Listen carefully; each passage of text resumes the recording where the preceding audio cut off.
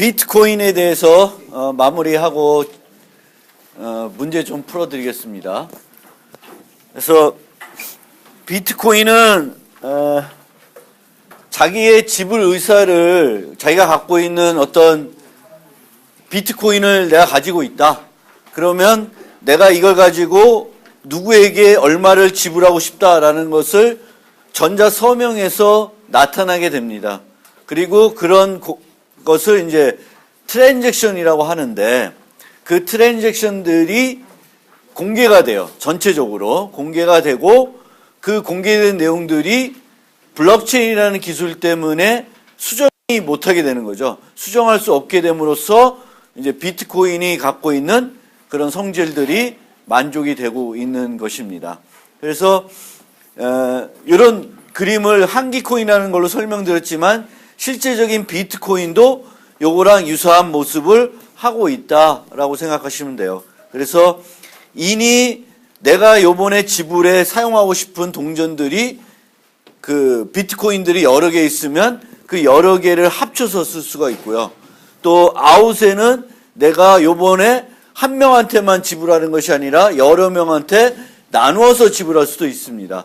보통은 상점 그리고 그 다음에 거스름으로 자신까지 들어가게 되겠죠. 그래서 뭐 이런 식으로 어딨어? 여기서처럼 이전 게 100원인데 70원은 B한테 그리고 A가 개인인데 30원은 자기 자신에게 이렇게 해가지고 이제 분할을 할 수가 있고 인들을 결합해서 나한테 지불하게 함으로써 내가 짜투리 비트코인들을 여러 개 갖고 있을 때 그것들을 합쳐가지고 하나의 큰 비트코인으로 바꿀 수도 있는 거죠. 그런 것들을 할 수 있습니다. 그리고 여기에 보시면 이제 이 70원은 수치인이 이렇게 되어 있는데 그럼 요 70원을 그 다음에 또 쓰려 그러면 뭐가 필요하냐면은 플러스 KB에 해당되는 마이너스 KB 개인 키를 갖고 있는 요 B만 사용할 수 있게 되는 거예요. 70원을 사용할 수 있게 됩니다. 그래서 실제적으로 이제 이런 식으로 비트코인들은 지불이 되고 양도가 되고 분할되고 통합이 되는 그런 방식을 쓰고 있습니다. 그리고 이런 것들이 계속 공개되는 기록부에 기록이 되겠고 그 공개된 것들은 누구나 아무나 쉽게 수정을 할 수가 없습니다. 그리고 이 비트코인에서는 비트코인을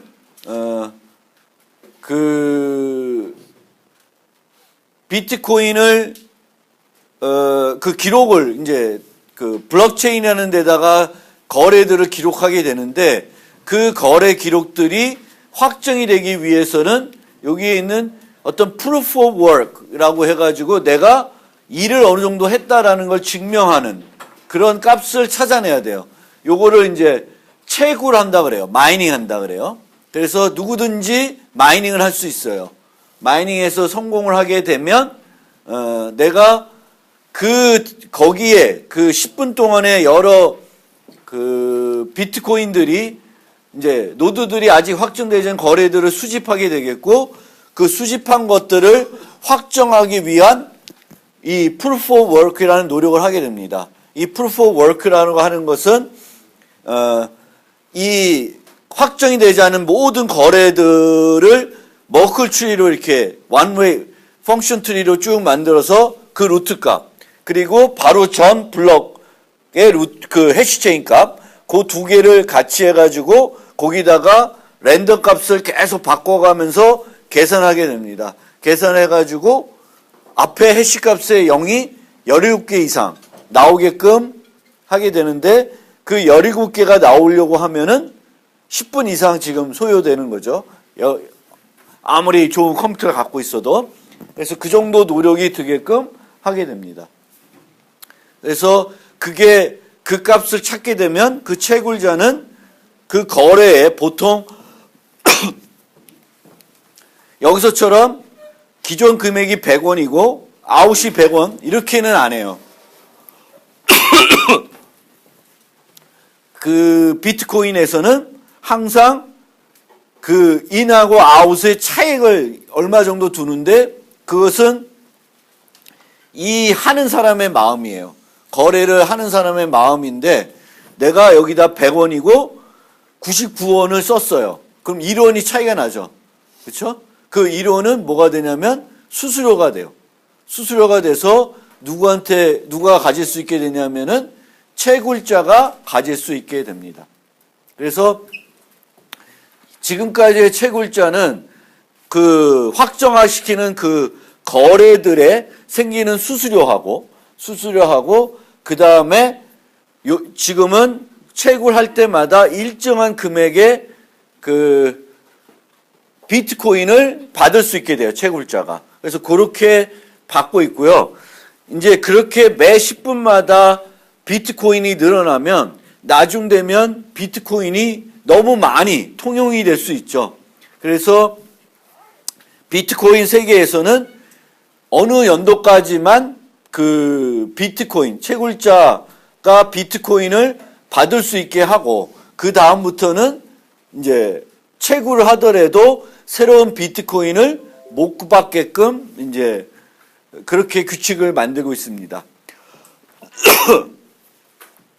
그래서 비트코인은 결국에는 그 블록체인이라는 기술하고 암호 기술을 써서 안전한 그 전자화폐 생태계를 이렇게 만들었는데 그 생태계가 그 정상적으로 돌아가는 이유는 다수의 사용자들이 정직하다는 그 생태계에 참여하는 사람들이 다수가 정직하다는 특징을 갖고 있고요. 또한 어떤 특정한 사람들이 자기의 개인적인 이득을 위해서 비트코인을 공격하려면 자기가 다른 사람보다 채굴을 빨리 할 수 있어야 돼요. 채굴을 빨리 할 수 있어야 되는데 그게 지금의 생태계를 봤을 때 현실적이지 않다라는 특징을 갖고 있어요. 즉 내가 전 세계에 지금 채굴에 소요되는 하드웨어 보다 그 하드웨어에 들어가는 그런 어떤 컴퓨팅 능력에 비교했을 때 내가 그 중에 한 50% 이상을 내가 차지하고 있다. 그러니까 전 세계가 뭐 이만큼의 노력을 해서 이제 채굴을 하는데 여러 사람들이 모여서 그 중에 내가 한 50%를 내가 통제하고 있다. 그러면 항상 두 번에 한 번은 내가 채굴하게 되는 거죠. 그러면 나한테 훨씬 더 유리하게 조작도 할 수 있고 이렇게 할 수 있다는 거예요. 그렇지만 그렇게 하는 것이 지금의 생태계를 봤을 때는 불가능하다라고 되어 있기 때문에 이제 안전하다 뭐 이런 식으로 얘기를 하고 있어요. 그러니까 뒤에 가서 설명을 드리면 이 마이닝이라는 거를 하게 되겠고 이 마이닝이라는 이런 것들을 그러니까 기계들을 사서 농장 같은데 주로 이런 데를 어디다 구축을 많이 하냐면은 전기세가 싼 데다가 많이 한대요. 왜냐하면 전기세가 어마어마하게 들어가는 거죠. 얘네들 구축하기 위한 하드웨어도 비용이 들지만 거기에다가 이제 전기세가 이제 추가적으로 많이 소요되기 때문에 얘네들이 어떤 수익을 내기 위해서는 자기가 채굴하는 그 코인의 수가 여기에 구축된 어떤 하드웨어 비용하고 얘가 지불해야 되는 전기세보다는 채굴돼야 되는 비트코인들이 많아야 되는 거죠. 그래서 물론 이렇게 많이 하더라도 확률적으로 높을 뿐이지 확률이라는 것이 있기 때문에 여러분들이 조그마한 하드웨어 이런 거 하나만 구입해서 채굴을 하더라도 확률적으로는 여러분이 채굴할 수 있는 확률은 존재하는 거예요. 그 확률은 어떻게 되냐면은 여러분의 능력, 전체 능력 이렇게 되는 거죠. 그러니까 여러분들이 전 세계의 능력의 한 1%의 컴퓨팅 능력을 여러분이 갖고 있으면 1% 여러분들이 다음 블럭을 채굴할 확률이 1%가 되는 거죠. 1%가. 1%도 언젠가는 될 수 있는 거죠. 그렇죠? 그래서 누군가는 하기 때문에 그래서 이런 비용들을 지불해서 이제 하고 있고요. 이게 생태계가 나름대로 스스로 정화가 돼서 이제 잘 돌아가고 있는 거예요. 그러니까 되게 놀라운 시스템이죠. 그러니까 우리가 이런 방식으로 어떤 그 암호학적 기술이나 뭐 이런 걸 써서 무조건적으로 위조가 불가능하게끔 만드는 그런 것이 아니라 사람들한테 이걸 채굴하게 만드는 거고, 그러면 내가 왜 채굴해야 되냐? 채굴했을 때 뭔가 인센티브가 있어야 되는 거죠. 내가 이런 돈을 투자하고 정직하게 채굴해서 얻을 수 있는 뭔가가 있어야 되는 거죠. 근데 그 얻을 수 있는 것이 바로 비트코인이라는 것을 얻게 해주는 거고, 그 비트코인을 얻을 수 있다는 것이 이런 사람들한테 투자할 만한 가치가 있는 거죠. 그래서 투자할 만한 가치를 만들어줬고, 그 가치를 가지고 또 많은 사람들이 자기 시간과 비용을 노력해서 이제 투자를 하는 거고, 그걸 통해서 생태계가 나름대로는 정화가 돼가지고 굴러가고 있는 그런 상태로 보시면 돼요.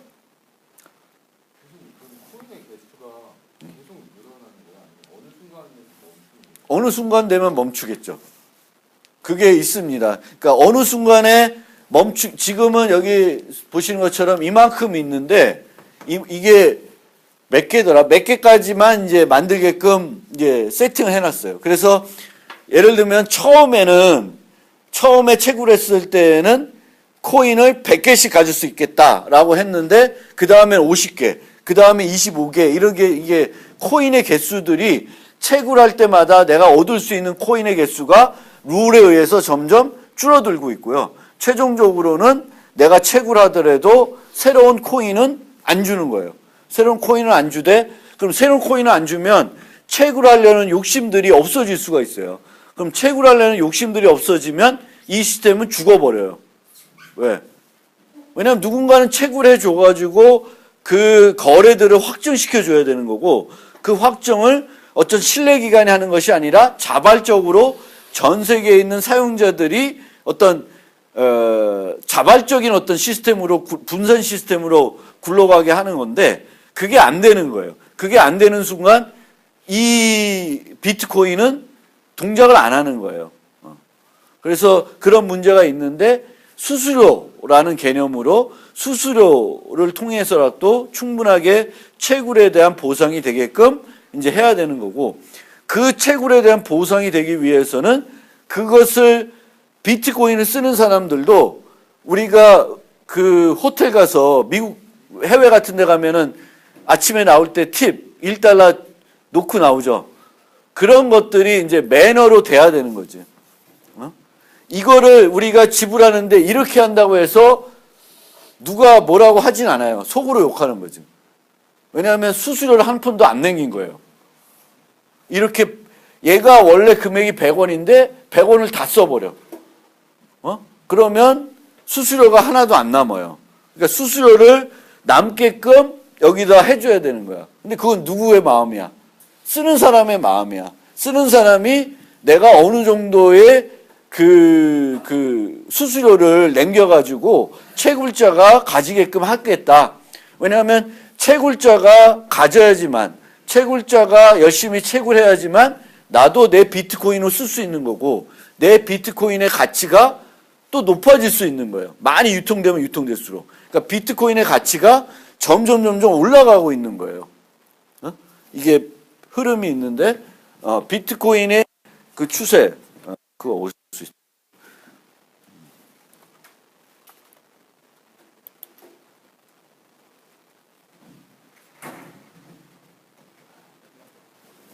그러니까 비트코인의 금액들이 무슨 뭐죠? 그 주식처럼 올라가고 내려가고 있어요. 그러니까 얘가 많이 유통이 되고 많이 쓰이고 그 판매가 많이 이루어지면 올라가고 있고, 그게 아니면 또 내려가고 있는데, 이렇게 보시면 2,750달러가 돼요. 2,750달러. 이 기준으로 올라가고 있죠. 여기가 지금 제일 높은 때가 한 3,000달러까지. 그러니까 순간순간에 얘들도 이제 경제적인 어떤 개념을 가지고, 제가 경제는 잘 모르지만 어떤 가치가 있으니까 올라가겠죠. 그러니까 내가 비트코인을 소유하고 있고, 그 비트코인의 가치가 높아지려면 비트코인이 잘 유통돼서 많이 쓰여야 되는 거예요. 그렇죠? 많이 쓰이면 그만큼 가치가 있겠죠. 그렇죠? 그래서 이제 그렇게 되어 있고, 이게 걱정이 뭐냐면은 국가가 이제 이 국가 기관들이 이제 좀 걱정이 되는 거예요. 보통의 통화는 그 나라의 어떤 국가기관, 한국은행, 한국은행, 미국에는 또 있죠. 그런 데서 발행하고 조절을 하죠. 근데 얘네는 그렇게 어떤 중앙적으로 통제하는 게 없어요. 그냥 알아서 흘러가고 있는 거예요. 최초로 사토시 나카모토라는 그 누군지 모르지만 그 사람이 만들었고, 그거에 관심을 가졌던 몇몇 사람들이 이걸 확산시킨 거예요. 그러니까 사토시라는 사람이 확산시킬 때보다는 그 외의 사람들이 확산시켰고, 그것들이 우리도 모르게 확산이 되면서 실제 통화가 되는 화폐가 되는 거죠. 그래서 해외 같은 데서는 일반 상점에서도 비트코인을 받는 데도 있고, 길거리 가다 보면 ATM 기계에서 내가 비트코인을 인출할 수도 있어요. 우리나라는 좀 아니지만 우리나라도 이제 비트코인 거래소들이 있어요. 비트코인 거래소들. 그래도 아직까지는 그렇게 안 돼 있고, 또 이제 보통 보면 자선 같은 데에서도 비트코인을 가지고 기부할 때 비트코인으로 기부하는 경우도 종종 보여요. 그래서 그렇습니다. 오늘의 이거는 커런시들이 있죠. 유로는 얼마고 뭐 이렇게 되어 있습니다. 아니.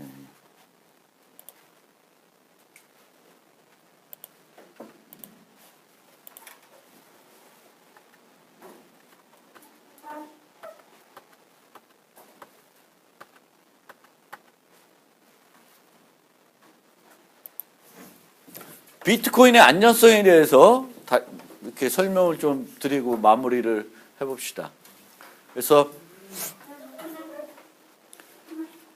아무나 비트코인을 생성하지 못해요. 비트코인은 언제 생성이 돼요? 채굴이 될 때마다 생성이 돼요. 초기 채굴은 사토시 혼자 했어요. 자기 PC 갖고. 그러니까 그렇죠? 그러니까 그 사람이 많이 갖고 있겠죠, 비트코인들을. 채굴을 하면서 세요. 그러면 이제 지금의 시점에서 여러분들이 비트코인을 새롭게 만들고 싶으면 채굴을 해야 되는 거지. 채굴. 비트코인 네트워크에 참여를 해서 비트코인 거래들을 내가 받아보고, 그 거래들을 가지고 아직 확정이 안 된 거래들, 지난 블록 이후 발생된 모든 거래들을 가지고 이제 땅 하면은 그때부터 이제 채굴을 들어가야 되는 거예요. 그걸 계산해서.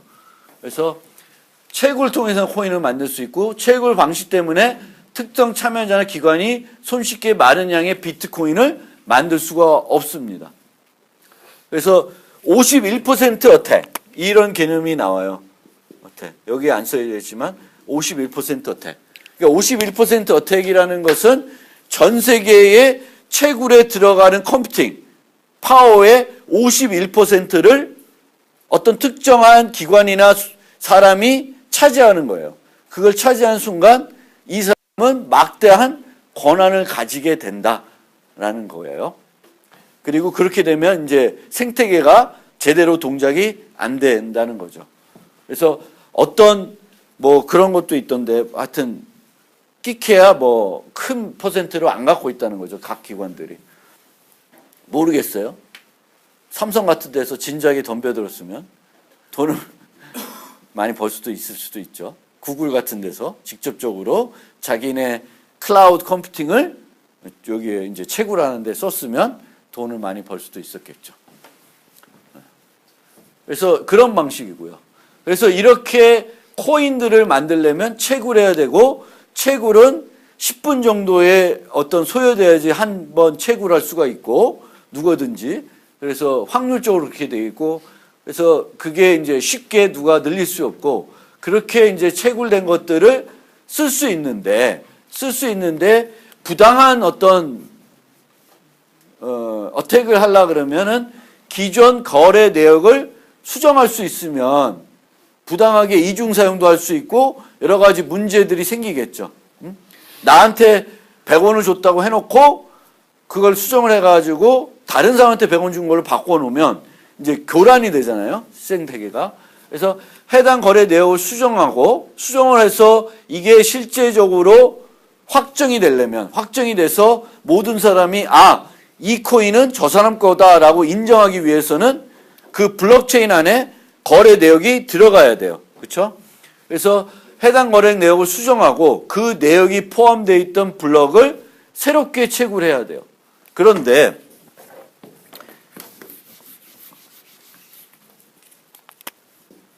블록체인들이 이렇게 쭉 있다고 칩시다. 그러면 여기에 있는 어떤 내역을 내가 수정하고 싶어요.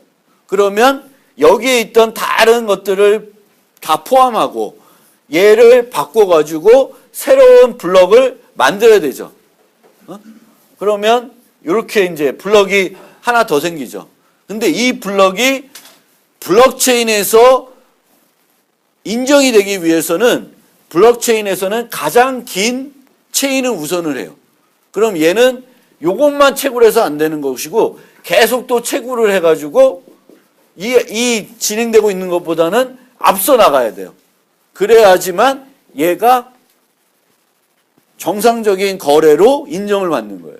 그러면 매우 뒤에 있는 거는 수정을 해봤자 지금 현재 계속 채굴되고 있기 때문에 앞서가서 내가 뛰어나게 걔를 앞서가기는 거는 현실적으로 불가능해요. 51%의 능력을 갖고 있으면 조금씩 따라갈 수는 있을 거예요.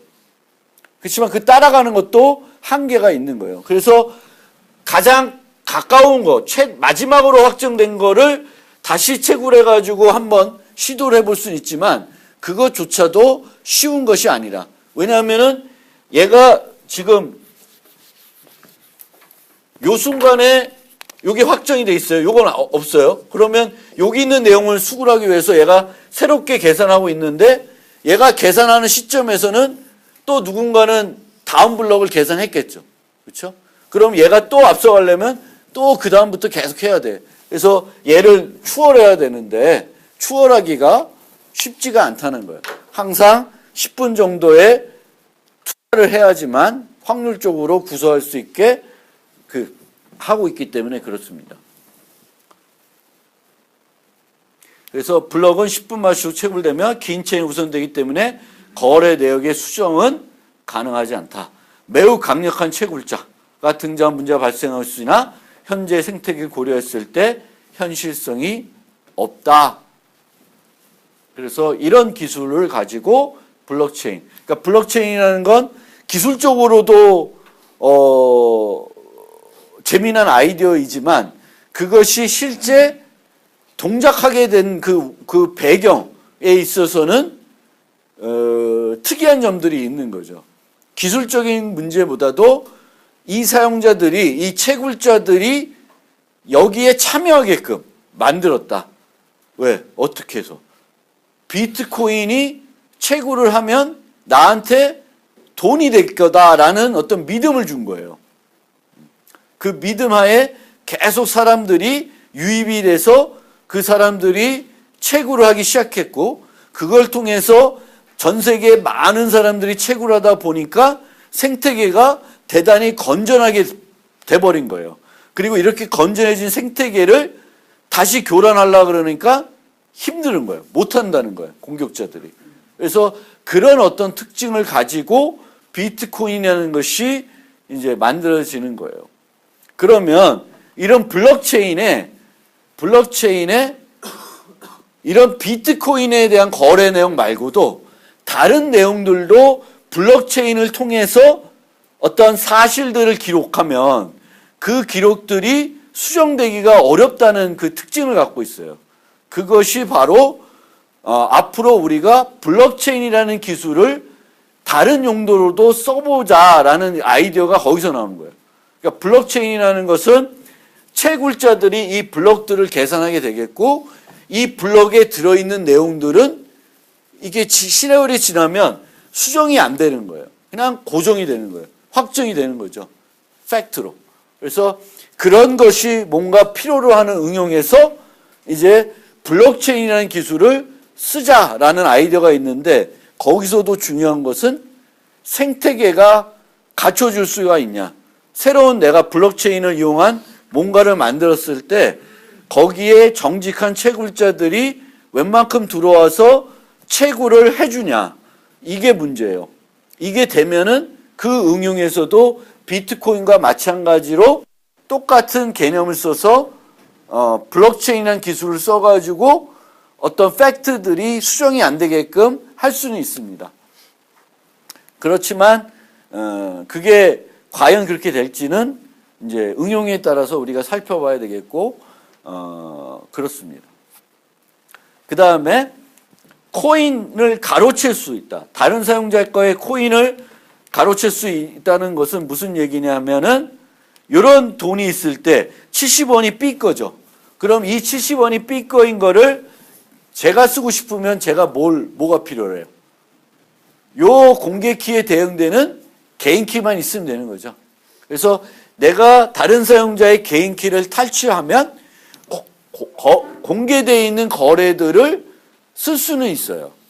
그렇지만 그거는 암호학적으로 웬만큼 안전하다라는 것이고, 사용자들이 자기의 공개 키를 수시로 바꿀 수도 있고요. 하나만 쓰는 게 아니라 여러 개 쓸 수 있기 때문에 이제 이 큰 문제는 안 되는 거죠. 얘의 얻을 수 있기가 힘드니까.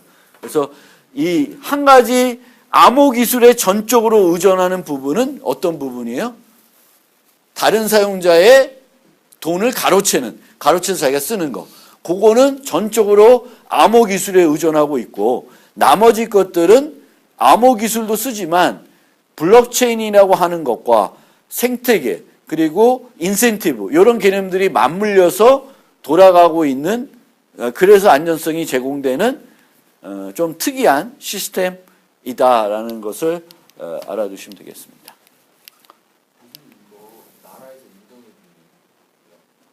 그 나라마다 달라요. 나라마다 달라서, 그러니까 일본 정부에서 하는 입장, 우리나라 정부는 잘 모르겠고, 인터넷 뒤져보면 일본 정부는 그걸 뭐 화폐로 인정하지 않거나 뭐 이런 경우도 있고요. 이제 그 나라마다 조금 달라요. 그렇지만 사람들 간에는 그게 인정이 되고 있기 때문에 어떤 물물 교환이라든지 또 거래소들이 있으니까 뭐 정부가 꼭 인정해야 이게 화폐가 되는 건 아닌 거죠. 그래서 이게 되게 또 범죄적인 목적으로 활용될 수 있을까 봐 이제 정부는 걱정하는 거죠. 뭐 마약 거래나 범죄에 이 비트코인이 활용이 되면 추적이 어렵고 뭐 여러 가지 있으니까 그것이 이제 큰 문제가 될 수도 있죠. 그렇지만 지금은 뭐 그런 문제라기보다는 이 기술이 되게 새로운 어떤 뭔가 기술이기 때문에 그런 측면에서 관심을 많이 받고 있는 기술이다.